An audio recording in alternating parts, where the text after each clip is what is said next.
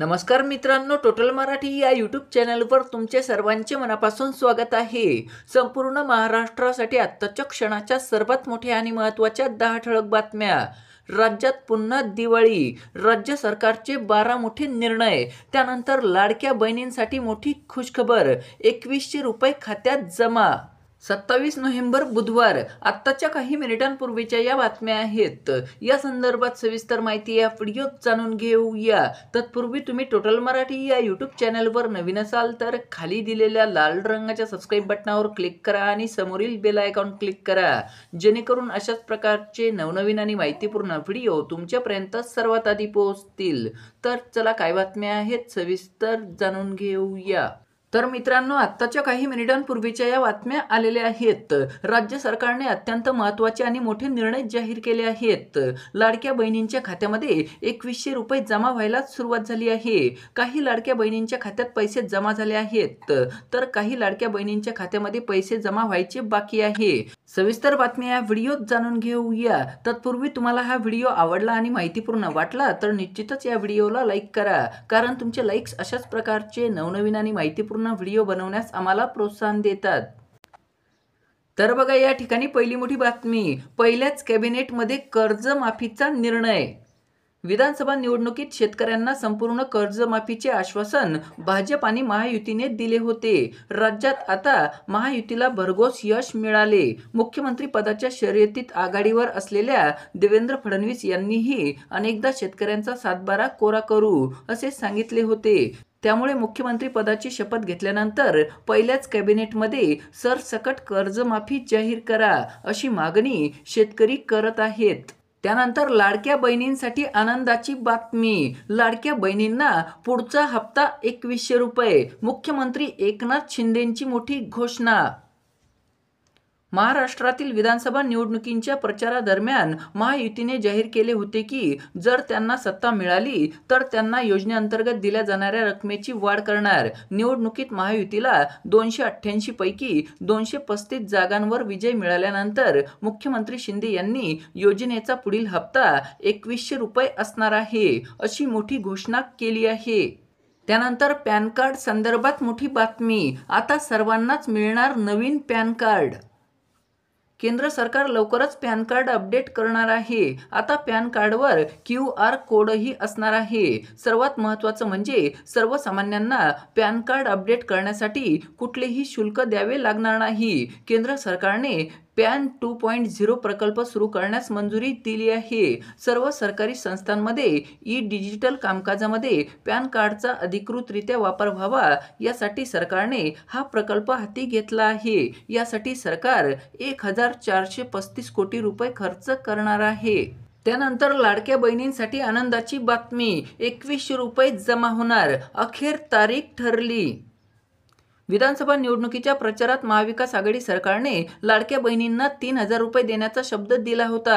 मात्र ज्या महायुती सरकारने योजना आणली व 1 जुलैपासून दरमहा 1500 रुपये दिले, त्याच सरकारवर लाडक्या बहिणींनी विश्वास दाखवला। त्याचवेळी महायुती सरकारने आमचे सरकार पुन्हा सत्तेत आल्यास लाडक्या बहिणींना दरमहा 2100 रुपये देण्याचे वचन दिले। त्याला लाडक्या बहिणींनी साथ दिल्याचे निकालावरून स्पष्ट झाले। याची अंमलबजावणी आता अर्थसंकल्पीय अधिवेशनामध्ये तरतूद झाल्यावर 1 एप्रिलपासून होण्याची शक्यता आहे। मुख्यमंत्री माझी लाडकी बहीण योजनेचा लाभ विधानसभा निवडणुकीची आचारसंहिता संपल्यानंतर मिळेल। आता दरमहा 1500 रुपये की 2100 रुपये द्यायचे याचा निर्णय आगामी काही दिवसात होईल।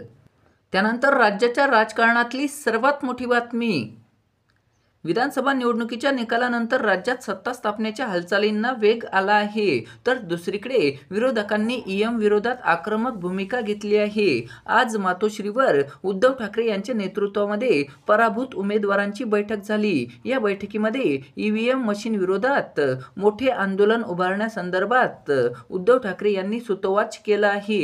महाविकास आघाडी एकत्रित येऊन EVM विरोधामध्ये आंदोलन करण्याची शक्यता आहे। त्यानंतर आधार कार्ड संदर्भात मोठी बातमी, नागरिकांना आधार कार्ड अपडेट करण्यासाठी महत्त्वाची अपडेट समोर आली आहे. नागरिकांना आधार कार्ड संदर्भात आनंद वार्ता आली आहे. आधार कार्ड अपडेटसाठी कागदपत्र अपलोड करण्याची अंतिम तारीख 14 डिसेंबरपर्यंत वाढवण्याचा निर्णय घेण्यात आला आहे. त्यानंतरची मोठी बातमी बघा, लाडक्या बहिणींची चिंता वाढली. जानेवारी नंतर लाडकी बहीण योजना बंद पडणार. भाजपला तर 137 जागा मिळाल्या. त्यातच निवडणुकीत लाडकी बहीण योजनेचा हप्ता 1500 रुपयांवरून 2100 रुपये करण्याचं आश्वासन देण्यात आलं होतं, ज्याचा राज्याच्या तिजोरीवर मोठा भार पडणार आहे. त्यामुळे जानेवारी नंतर ही योजना सुरू राहणार की बंद होणार, याविषयी लोकसत्ताचे संपादक गिरीश कुबेर यांनी बीबीसीला दिलेल्या मुलाखतीत मत व्यक्त केलं आहे. लाडकी बहीण योजना आणि इतरही योजना आहेत, त्यामुळे 50,000 कोटींचा बोजा आहे. आता लाडकी बहीण योजनेतून 2100 रुपये देण्यात येणार आहेत. त्यामुळे निवडणूक झाली, आता पुढची 5 वर्षे महत्त्वाची आहेत. त्यामुळे या पुढच्या काळामध्ये ही योजना आणि इतरही योजना प्रकल्प सुरू राहणार का, यावर ते म्हणाले की लाडकी बहीण योजना आणि इतर योजनाही सुरू ठेवाव्याच लागतील, कारण तिन्ही पक्षांनी दिलेलं ते आश्वासन आहे. त्यामुळे इतक्या सहज ते थांबवता येणार नाही. म्हणजेच येणारे 5 वर्ष सर्व योजना ह्याच सुरूच राहणार आहेत. त्यामुळे लाडक्या बहिणींना मोठा दिलासा मिळाला आहे. त्यानंतर राज्यातल्या शेतकऱ्यांसाठी आनंदाची बातमी.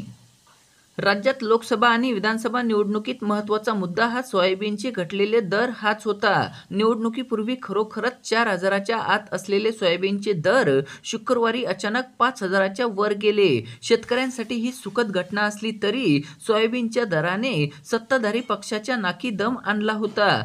लोकसभा निवडणुकीत सोयाबीनच्या दरावरून विरोधकांनी प्रचारामध्ये राळ उठवली होती. त्याचा फटका महायुतीला बसला होता.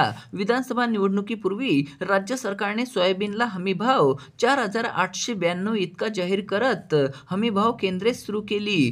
आता सोयाबीनचे दर वाढल्याने शेतकरी समाधान व्यक्त करत आहेत. त्यानंतर सरकारी कर्मचाऱ्यांसाठी आनंदाची बातमी. केंद्र सरकारी कर्मचाऱ्यांना 8व्या वेतन आयोगाच्या अधिकृत घोषणेची प्रतीक्षा आहे. दरम्यान रिपोर्टनुसार केंद्रीय कर्मचाऱ्यांना किमान वेतनामध्ये 186% वाढ अपेक्षित आहे. सध्या केंद्रीय कर्मचाऱ्यांना 7व्या वेतन आयोगानुसार दरमहा 18,000 रुपये किंवा मूळ वेतन मिळते. 8वा वेतन आयोग कधी स्थापन होईल याबाबत अद्याप कोणतीही अधिकृत घोषणा झालेली नाही. पण मीडिया रिपोर्टनुसार आगामी अर्थसंकल्प 2025-26 मध्ये त्याची मोठी घोषणा केली जाऊ शकते. त्यानंतरची मोठी बातमी बघा, 10 पेक्षा कमी पटसंख्येच्या शाळेमध्ये कंत्राटी शिक्षक नेमण्यास सुरुवात. शालेय शिक्षण विभागाच्या वतीने आठवडाभरापूर्वी एक पत्र काढून 10 पेक्षा कमी पटसंख्येच्या शाळेमध्ये शिक्षक नेमण्यास मंजुरी देण्यात आली आहे. आता अशा शाळांना कंत्राटी शिक्षक मिळणार आहेत. तत्कालीन सरकारने गाव तिथे शाळा हे धोरण राबविल्याने मराठी माध्यमांच्या शाळांची संख्या वाढली. शहरालगतच्या गावांमध्ये इंग्रजी माध्यमांच्या शाळांची संख्या वाढली. परिणामी जिल्हा परिषदेच्या शाळांची पटसंख्या घटली. दरम्यान जिल्ह्यामध्ये 10 पटसंख्येच्या आतील शाळांची संख्या जवळपास 278 आहे. शासनाच्या मान्यतेनुसार या शाळांमध्ये मानधन तत्वावर प्रत्येकी 1 कंत्राटी शिक्षकाची नियुक्ती करण्यात येणार आहे.